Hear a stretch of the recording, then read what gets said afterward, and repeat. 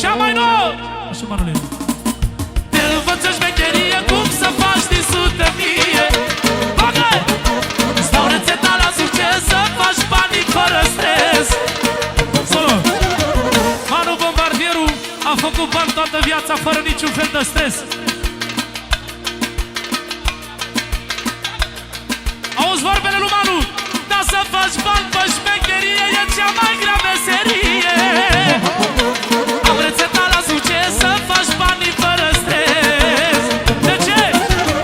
Eu fac banii ca un domn, milion cu milion. I-am învățat și parții cum să producă bani.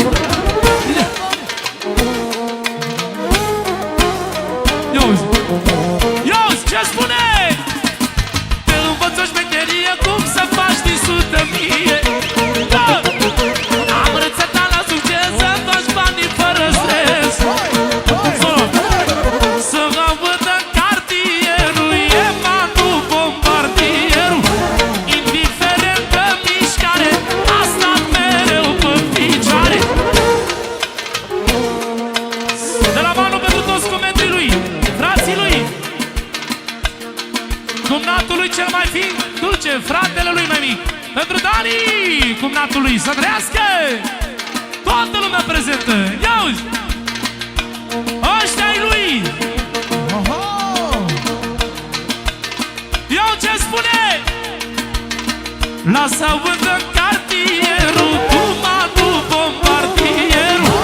Indiferent de mișcare, a stat mereu pe picioare.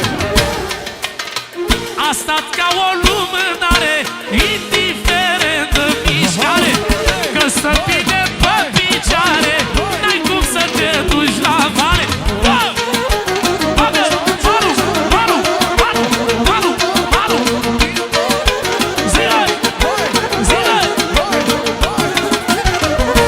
Pentru Bosniacu, Ionus și Dani, din partea lui Manu special, așa cum s-a anunțat.